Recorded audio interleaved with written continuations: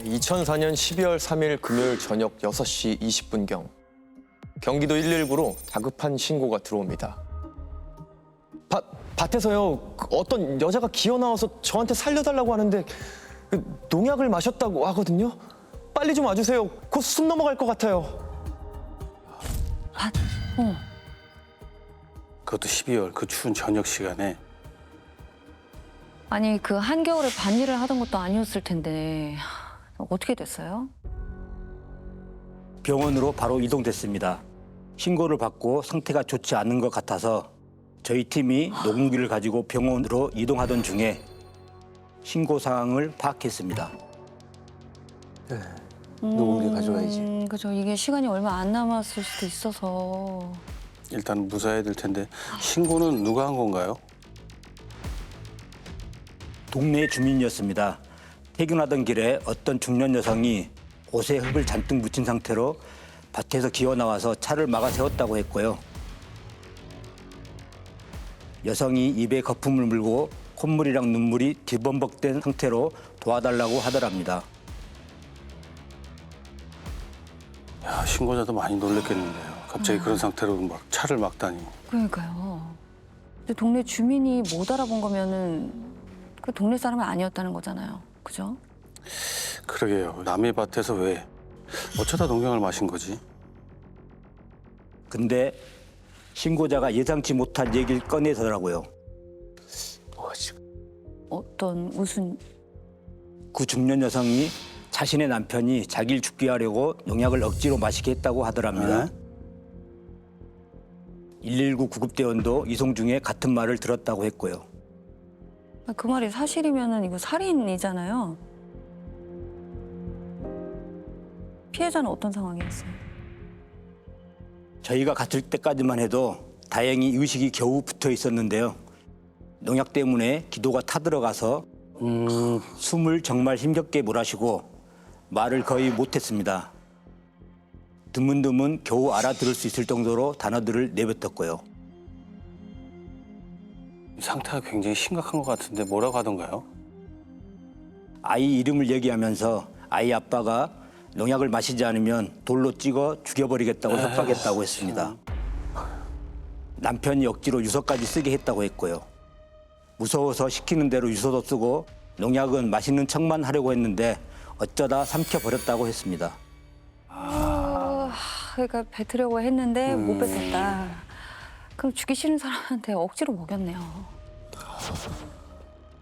일단은 유서를 쓰게 했다는 건 스스로 목숨을 끊은 것처럼 보이게 하려고 했다는 방법 같은데요. 네.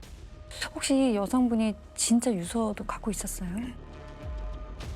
네, 갖고 있었습니다.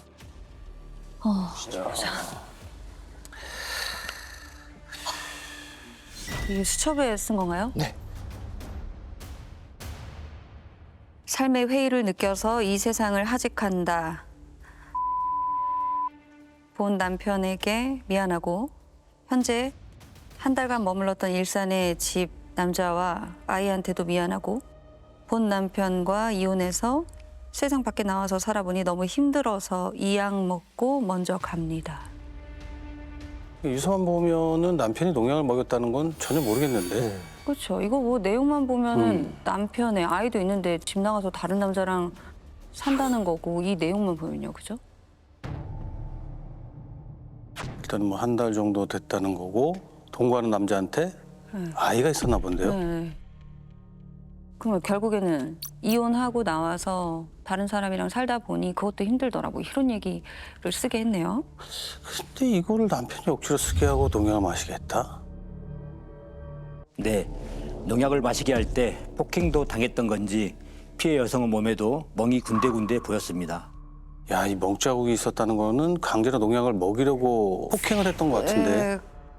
이게 무슨 사연이 있는 건지 일단은 더 들어봐야 될 것 같은데요. 저희가 들은 건 여기까지가 전부였습니다.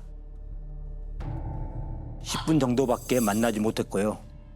상태가 급격히 나빠지더니 안타깝게도 이 진술을 끝으로 피해 여성이 그날 밤 사망하셨습니다. 돌아가셨어. 치료를 받으면 좀 괜찮을 줄 알았더니 아 참. 그러니까요. 사망한 거면은 이거는 진짜 명백한 살인이 돼버린 건데. 예. 근데 이건 좀 너무 빠르지 않나요? 피해자의 진술로는 남편이 범인이라는 건데. 그렇죠. 저희는 어디까지가 사실인지 우선 확인해 봐야 할 것 같아서 피해 여성이 발견된 현장부터 갔습니다. 현장은 어땠습니까? 고양시 덕양구에 있는 현천동이라고 거기는 지금도 산이랑 밭밖에 없는 곳이거든요. 현장엔 농약 중에 그록손이라는 굉장히 독성이 강한 농약병이랑 종이컵이 떨어져 있었고요. 컵 안이 초록색으로 물들어 있는 걸로 봐서 농약을 그 종이컵에 따라 마셨던 걸로 추정됐습니다. 농약병만 있었던 것도 아니고 종이컵에 따라 주고 마시라고 한 거네요. 진짜 잔인하다. 야. 예. 피해 여성의 진술에 의하면 상당히 계획적인 범죄로 볼 수가 있어요. 이게 왜냐하면 그소는 냄새가 굉장히 역합니다. 그래서 굳은 의지가 있어야만 먹게 돼요. 위험해서 지금은 생산, 판매, 사용 전부 다 금지돼 있고 기존에 사서 구입해 놓았던 것도 사용하지 못하게 돼 있습니다. 굉장히 독하고 목이 타들어가는 느낌이 바로 아마 왔을 겁니다. 이 소량만 마셔도 이거 사망을 하거든요. 아마 음독하고 거의 직후에 신고자에게 도움을 요청했을 가능성이 높아요. 아니 뭐 그 정도로 독한 농약을 준비해서 남편이 아내한테 먹게 했다고요? 억지로? 근데 인가가 거의 없는 곳이고 12월이면 농한기니까 목격자도 없었을 것 같은데. 네. 신고자는 자신이 왔던 방향으로는 누구도 보지 못했다고 했고요. 마을을 탐문해 봤지만 목격한 사람도 없었습니다. CCTV로도 추적하기 어려웠고요. 국과수에 현장 점검을 넘겼는데 종이컵에서 사망한 여성 지문만 나왔습니다. 자살로 위장하려고 농약병은 지문을 닦았을 수도 있는 것 같고. 아 이렇게 되면은 피해자가 남긴 마지막 진술뿐이네요. 정말. 사망한 여성은 40대 중반이었다고 합니다. 유서와는 달리 등본상 가족관계에 결혼한 지 20년이 넘는 남편과 자녀가 있었다고 하고요. 그러니까 한 가지 더 이상했던 건 신고가 들어왔던 날, 그러니까 사망했던 날로부터 이틀 전인 12월 1일 주소지가 고양시로 옮겨져 있었다고 합니다. 이게 뭐야? 이혼한 게 그건 아니었네? 고향으로 주소지를 옮긴 지 이틀밖에 되지 않았는데 이런 일이 벌어졌다고요? 일단은 남편을 만나봐야 될 것 같은데 만나보셨나요? 네. 서울에 살고 있어서 일단 전화로 아내가 사망한 걸 알렸는데 크게 놀라지 않았습니다. 어떤 표정을 보이는지 궁금해서 유족 진술을 받고 싶다고 서로 불렀지만 서에 와서도 굉장히 담담한 태도였습니다. 놀라지도 않았다. 뭐 이미 알고 있어서 그랬나 보네요. 아니 뭐 그러니까 어쩌다가 사망을 했는지 그런 것도 궁금해하지 않던가요? 네. 아내가 어디에 사는 줄도 모르고 완전히 연을 끊고 살았다고 했습니다. 바람이 나서 아이도 버리고 가출했는데 그게 벌써 2002년 2월쯤이었다며 거의 3년이 됐다고 했고요. 사건 당일엔 일을 하고 있었다고 했습니다. 2년 전 어디 사는 줄도 몰랐고 그럼 연락처도 몰랐을 것 같은데. 그러게요. 이거 남편 태도로 봐서는 3년간 뭐 아내를 완전히 지우고 산 느낌이잖아요. 그렇죠? 그러네요. 지금 남편 말대로라면 약 3년 전에 집 나갈 때도 아내가 바람이 나서 나간 거고 마지막에 아내랑 그 남자가 한 달간 같이 살았다 뭐 이런 얘기인 거죠. 남편 주장으로는 그렇게 들렸습니다. 그 사망한 여성이 누구 아빠라고 애 이름을 얘기했잖아요. 그렇지. 남편 사이에 아이가 맞았던 거예요? 남편 사이에서 낳은 자녀의 이름은 맞았습니다. 아니 그것도 맞아요. 그럼 아내가 가출한 것 때문에 범행을 저지른 것 같긴 한데. 이게 어찌됐든 애 엄마가 그렇게 됐으면 이게 놀라거나 좀 슬퍼해야 되는데 그것도 아니고. 근데 남편이 이렇게 얘기를 하더라고요. 일반 변사 사건 같으니 부검은 필요 없다.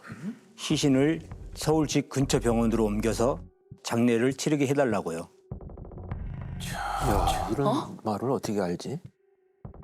아니 어쩌다가 그런 일이 벌어졌습니까? 뭐 부검 좀 해주세요. 그렇게 해도 의심을 피할까 말까잖아요. 사실. 아니 근데 정말 변사 사건이라고 말한 거예요? 부검 얘기도 먼저 꺼내고? 네, 정확하게 그렇게 말했습니다. 남편이 당시에 부동산 중개를 하고 있었는데 예전에 변호사 사무실에서 일한 적이 있어서 법을 좀 안다고 하더라고요. 이상하다 진짜. 법을 안다. 그래서 직접 살해하지 않고 위협해서 농약을 먹게 한 건가? 살인의 직접적인 증거를 찾기 힘들게 하려고. 그래서 어떻게 하셨어요? 부검은 해야 장례를 칠 수 있다고 하고 돌려보냈습니다. 결과가 얼마 후 나왔는데 사인이 음독 때문에 나왔고요. 이게 협박 때문에 어쩔 수 없이 먹었다. 이걸 밝혀내야 하는 게 저희 숙제였습니다. 어렵다 이거. 네, 어려워요. 현장에 있었던 사람만 알 수 있는 거잖아요, 그거는. 남편이 거기에 갔는지도 밝혀내기 어려운 거 아니에요, 일단은? 네. 근데 정말 다른 남자랑 같이 살고 있었던 거는 맞아요? 사망 이틀 전에 옮긴 주소지로 갔더니 비슷한 또래의 남성이랑 아이가 살고 있었습니다. 사망한 여성의 소식을 전하자 완전 무너지더라고요. 집에 들어오지도 않고 연락도 되지 않아 신고까지 할 생각이었다고 했습니다. 반응 이래야지, 남편이. 이쪽이 진짜네요. 남편이 이랬어야지. 그러니까 이 남성분은 정말 애타게 기다리고 있었네요. 네. 그러면 남편 말처럼 3년 전쯤 사망한 여성이랑 만난 거는 사실이었어요? 아니라고 했습니다. 사망한 여성과 알게 된 건 1년 전쯤이라고 했고요. 단골이었던 식당에 여성이 일을 시작하면서 가까워진 거라고 했습니다. 전처와의 사이에서 낳은 아이한테도 잘해줄 만큼 착하고 고마운 사람이라고 했고요. 남편 말이랑은 너무 무슨 말이야? 완전히 다른데? 완전 다르네요. 사망한 여성이 바람나서 가출한 것도 아니었던 거죠? 그런 것 같았습니다. 사망한 여성이 식당에 일을 시작했을 때 자신뿐만 아니라 남자를 굉장히 무서워했다고 했고요. 같이 살면서 알게 된 건데 남편에게 오랫동안 폭행을 당해온 것 같다고 했습니다. 가정폭력. 그렇죠. 예, 그래놓고 남편이 아내가 바람나서 가출했다고 생각했다. 의처증도 있었나 본데. 네, 그렇죠. 예. 또 이게 같이 살던 남자의 말을 다 믿을 수는 없잖아요, 또. 그죠? 저희가 그때 여성이 일했던 식당 사람들이랑 주변 지인들한테 확인해 봤는데 두 사람이 만난 시기를 비슷하게 알고 있더라고요. 같이 사는 남자 말대로 둘 사이에 문제가 없었던 걸로 보였고요. 주위에선 다들 성품 좋은 부부로 알고 있었습니다. 게다가 둘이 살던 집에 갔다가 중요한 단서를 찾아내기도 했고요. 뭐가 나왔지? 중요한 단서. 남편에 대한 거였나요? 말끔하게 정리된 화장대 서랍 그 깊숙한 곳에서 사망한 여성의 낡은 일기장이 발견됩니다. 일기장. 낡았다는 건 오래전부터 갖고 있었다는 건데. 그러니까요. 그게 뭐라고 적혀 있었어요? 읽어보고 저도 좀 놀랄 정도였는데요. 남편과 함께 살 때 아내가 무슨 일을 당했는지 아주 상세히 기록돼 있었습니다. 뭐라고 적혀 있었길래요? 남편이 폭행을 하다 야구 방망이를 든 적도 있었고 외출할 땐 자물쇠로 방문을 잠그고 가둬뒀다고 적혀 있었습니다. 매를 맞아본 사람만이 이 심정을 안다면서 짐승만도 못한 삶을 살고 있다고 했고요. 그런 남편이 외도한 여성과 함께 잠을 요구하기도 했다고 쓰여 있었습니다. 무슨 말이야? 그런 걸 아내한테 구했다고? 내연녀랑 셋이? 인간이라면 자기 내연녀를 같이 아내한테 가서 같이 를 요구했다는 이런 게 아니에요? 그것도 진짜 너무 이상해. 동물도 그렇게 안 하겠다. 그리고 어떻게 사람을 가두고 야구방망이로 때려요? 와, 무슨 일이야? 그러면은 농약을 먹기 전에도 뭔 짓을 했네요. 그죠? 그러니까 멍자국도 있었던 거고. 기가 막힌 건 주변의 얘기를 들어보니까 남편의 의처증이 점점 심해져서 아내가 목욕탕이랑 마트 가는 것까지 몰래 따라다니며 감시를 했더라고요. 이웃집 남성이랑 인사만 해도 그날 죽도록 맞았다고 했고요. 야, 아 진짜 아내 앞에 내연녀 데려와서 이상한 짓까지 시켜놓고 의처증이라고요? 말도 안 된다 진짜. 이런 가출이라고 하면 안 될 것 같은데. 도피죠, 도피. 네 탈출. 살고 싶어서 나간 거죠. 그죠 맞아요. 거의 지옥이나 다름없는데. 안타까운 거는요. 남편의 소나기에서 겨우 벗어났다라고 생각하던 순간에 또다시 가해자가 눈앞에 나타난다는 겁니다. 이 처음에 봤던 뉴스에 보면 남편이 스스로를 본 남편이라고 지칭을 하게 했잖아요. 근데 이건 아내의 외도를 좀 더 강조해서 나타내는 의도가 있는 것 같고 죄책감을 갖고 떠나라 뭐 이런 피해자한테 주는 일방적인 남편의 메시지인 거죠.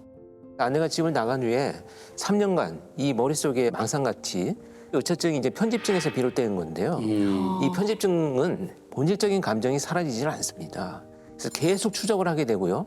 자신이 갖고 있는 그 왜곡된 분노의 감정을 끝까지 이어간다는 특징을 갖고 있는 거죠. 이거는 망상인 것 같은데, 망상. 너무 무섭네요. 이 여성분은 의처증 때문에 계속 폭행을 당하고 도망쳐서 다른 남자를 만나서 살았는데 그걸 보고 아 자기 생각에 맞았다. 네, 맞아요. 맞아요. 이 편집증이라고 하는 것이 결국은 의심의 원인이 자기를 무시하고 있다라고 생각을 해서 그 감정이 이제 분노로 바뀌는 거죠. 진짜 기가 막힌 거는 외도는 자기가 있잖아요 남편이. 그래놓고 아내를 또 의심했다는 건데 와 이거 말도 안 된다 진짜. 그렇죠. 근데 남편이 처음에 경찰서로 올 때 어떤 여자를 데리고 같이 왔었거든요. 저희한텐 만나는 사람이라고 하더라고요. 통화 내역을 확인해 봤더니 자주 연락했던 번호이기도 했고요. 야, 이게 결국 이 여성을 대동한 거는요. 이 아내한테는 내가 관심이 없다. 3년 가까이 연락도 안 한 사이다. 이런 이제 심리적 거리감이 있다는 것을 강조하려고 하는 의도적인 행동인 거죠. 야, 일부러 그런 거니까 나는 만나는 사람도 있다. 내가 왜 그러겠냐. 그렇죠. 이런 의도로. 아주 3년 동안 얼마나 머리를 굴리고 있었을까요. 참. 그래서 그런지 피해 여성과 살던 남성은 가게 문도 닫아버리고 저희를 찾아와서 너무 안타깝게 죽었는데 한을 좀 풀어달라, 범인 꼭 좀 잡아달라고 부탁했는데요. 남편은 저희한테 수시로 전화해서 왜 빨리 안 끝내주냐고 수사가 종결됐는지를 확인했습니다. 그 동거하던 남성분은 가게 문까지 닫고 범인을 잡아달라고 이렇게 애통하게 얘기를 하는데 남편은 사건을 빨리 끝내라고. 불안했겠죠. 이 정도면 뭐 걸릴 게 분명히 있다는 거잖아요. 네. 그래서 제가 국과수에서 아직 회신이 안 왔다고 핑계를 댔죠. 곧 끝나가니까 조금만 기다리시라고 달랬습니다. 증거를 찾는데 저희한테 약간의 시간이 필요했으니까요. 네, 그렇죠. 왜 남편한테 진술을 받아내기 힘들었다고 했는지 알 것 같습니다. 이 남편의 폭력을 아는 사람이면 이거는 쉽게 얘기 못할 것 같아요. 네. 그 증거는 찾으셨어요? 지금부터 아내를 죽음으로 몰아간 남편을 김 씨라고 부르겠습니다. 형사님들은 12월 3일 남편의 알리바이를 하나씩 쫓아가면서 거짓말을 깨부수기 시작합니다. 찾았네. 어디 있었던 거예요? 김 씨의 휴대전화 기지국 위치를 확인해 보니까 사건 당일 아침부터 아내의 집 근처에 잡혀 있었습니다. 전날에도 잡혀 있었고요. 야, 이 옮기자마자 바로 알았네. 이게 그래놓고 모른 척한 거 아니에요? 얼마나 무서웠을까 진짜. 근데 정말 교묘하게 집 근처 어느 CCTV에도 김 씨가 잡혀 있질 않더라고요. 야, 그러면은 CCTV까지 미리 파악을 했던 것 같은데 전날 와가지고 싹 다 그래서 파악하고. 전날에 왔다. 그럼 피해자인 아내를 언제 만나서 어떻게 데리고 갔는지는 알 수가 없었던 거예요? 네. 근데 그날 오후에 집에서 차로 40분 떨어진 경기도 양주시 기지국에 잡혀 있었습니다. 경기도 양주요? 거긴 또 왜 갔어요? 왜 갔어? 그래서 기지국 반경을 싹 다 탐문했더니 농협에 갔더라고요. CCTV를 확인해 보니까 피해자인 아내랑 같이 찍혀 있었고요. 피해자가 화장실을 가니까 남편 김 씨가 화장실 문 앞에서 대기하면서 기다리고 있었습니다. 뭐야 진짜. 감시한 거죠? 도망갈까 봐? 그 농협 안에서도? 근데 양주에 있는 노까지는 왜 간 걸까요? 농약을 사러 간 건가? 맞습니다. 농약을 샀더라고요. 농약은 누가 어떤 제품을 샀는지 모두 기록하게 돼 있는데 김 씨가 잡초를 없앤다고 하면서 제초제를 구입한 걸로 적혀 있었고요. 김 씨가 결제한 내용이 확인됐습니다. 아니 양주까지 가서 구입하면 그거 안 걸릴 줄 알았나? 참 기가 막힌다 진짜. 아유. 근데 김 씨랑 아내만 있었던 게 아니더라고요. 응? 어떤 여성이 계속 같이 움직였는데 경찰서에 데려왔었던 김 씨의 내연녀였습니다. 아 그럼 범행 당일날 그 내연녀도 같이 있었다는 거예요? 아니 뭐가 이렇게 당당해. 어떻게 범행 당일날 내연녀까지 공범이죠? 공범 아니에요? 그래서 저희가 내연녀부터 만나봤는데요. 그날 같이 있지 않았다고 거짓말을 하더라고요.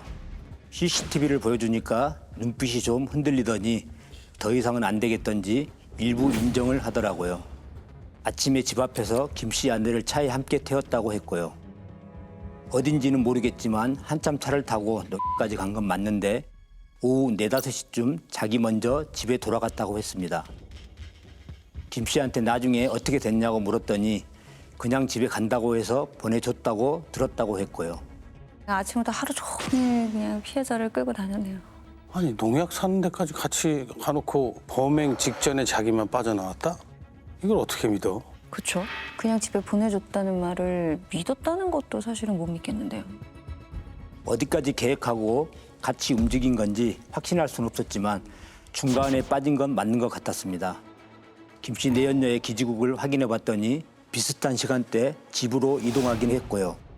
근데 저희가 김 씨랑 내연녀 두 사람 주변을 탐문했더니 내연녀도 김 씨한테 오랫동안 폭행을 당한 것 같더라고요. 사망한 아내가 맞는 걸 본 적도 있는 것 같다는 얘기도 들렸습니다. 너무 끔찍하다. 내연녀도 때렸다. 두 사람을 김 씨가 완전히 손에 쥐고 있었네요. 그래서 아내를 납치하는 데까지 내연녀가 따라갔던 거네요. 아, 이게 어쩔 수 없이 갔겠는데요, 상황을 보니까. 아, 문제는 아까 얘기한 것처럼 애는 괜찮나 너무 걱정이 되는데요.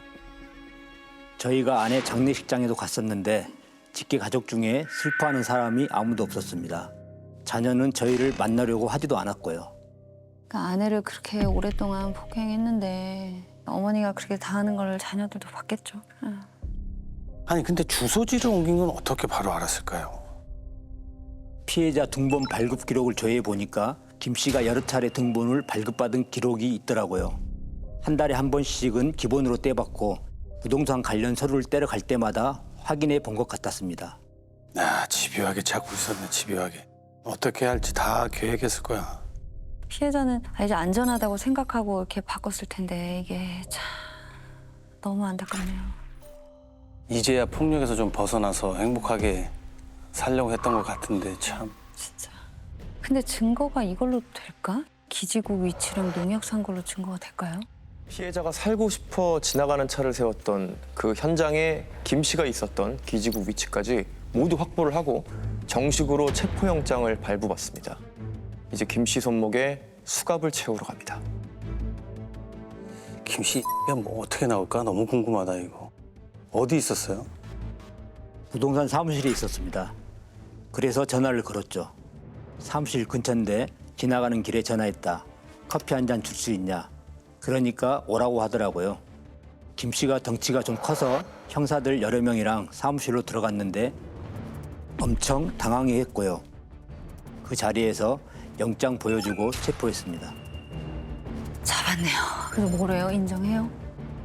내연녀랑 똑같이 나왔습니다. 자긴 거긴 간 적도 없고 모른다고 말이죠.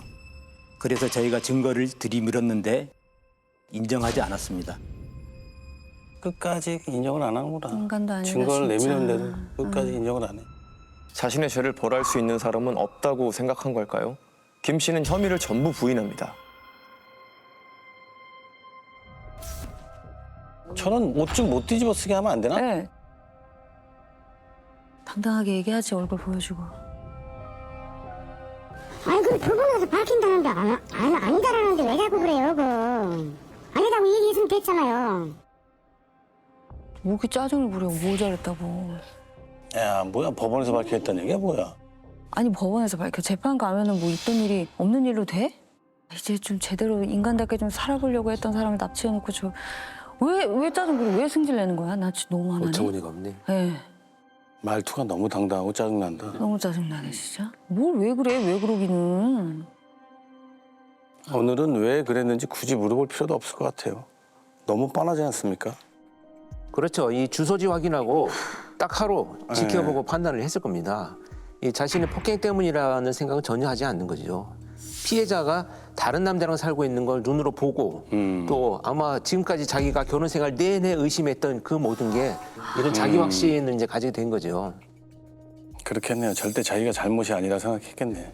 아, 근데 문제는 살인을 인정하지도 않고 직접 증거가 아무것도 없다 보니 무슨 혐의를 적용해야 할지 난감하더라고요. 직접 증거. 설마. 직접 증거 없어서 그래서 풀어주신 거예요? 그때 법전 뒤져가며 그런 혐의를 적용해 보긴 처음이었습니다. 위력 승낙 살인으로 송치했었습니다. 위력 승낙 살인?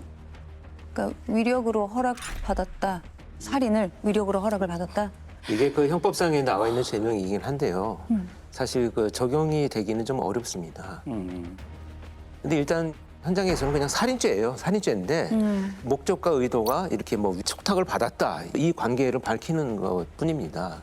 아, 근데 이 위력이라고 하는 것은요. 제압할 수 있는 그 무형적인 모든 것을 다 포함을 해요. 뭐 돌로 위협을 했다, 폭행을 했다, 자녀를 죽이게 했다 이런 위협만 있어도 이 죄명에 해당이 됩니다. 죄값은 얼마 받았습니까? 징역 20년을 선고받았습니다.